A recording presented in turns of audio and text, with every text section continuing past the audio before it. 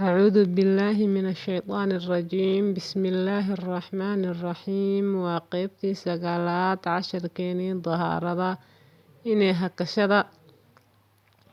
inay hakashada iyo kala go'aas dhiigga dhacdo mar uun oo ayan goor waliba ahayn oo ay haweentu leedahay muddo ay noqoto daahir. Culimmadu waa isku khilaafeen xaaladan daahir ahaanshada ma waqti dahaaro baa aan lala beegsanayn axkaamta dhiigga xeedka mise waa qayb ka mid ah dhiigga caadada xeedka.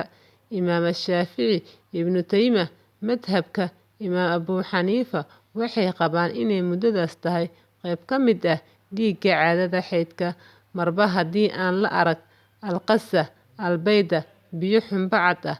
Sababta kale waxa weeye haddii la yiraahdo waa xaalad daahirnimo,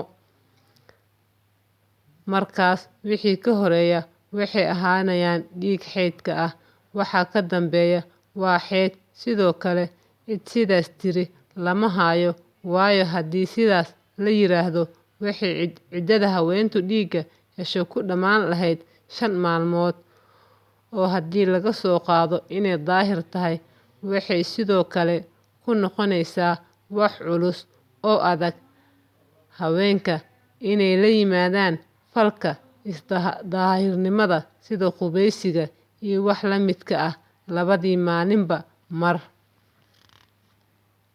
Tanina waxay isdiidayaan gunta iyo nuxurka shareecada Islaamka oo ku dhisan dhib yarida iyo culays la'aanta.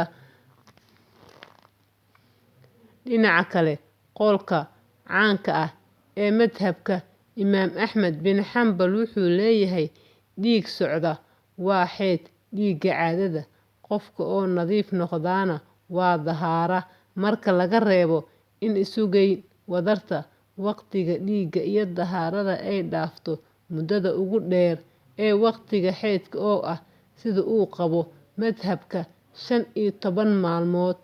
Dhiigga socda waqtigaas kadib wax ka badan 15 maalmood waa istixaada, waa dhiig furunka.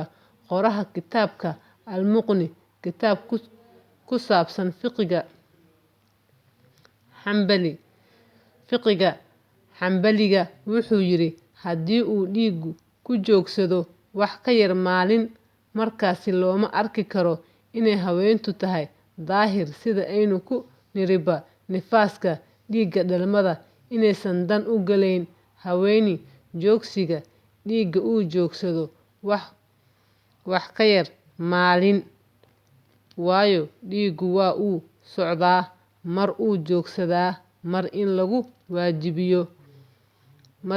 waajibiyo qubays. Haweeney daahir noqotay saacadba saacadda ka dambeysa waxaa ku jira dhibaato iyo mashaqo.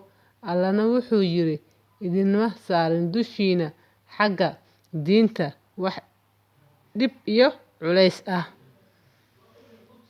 Insha Allah qaybtani sagaalaad meesha inoo joogto. Fadlan haddii aad dhageysato subscribe saar, like, share garee insha Allah.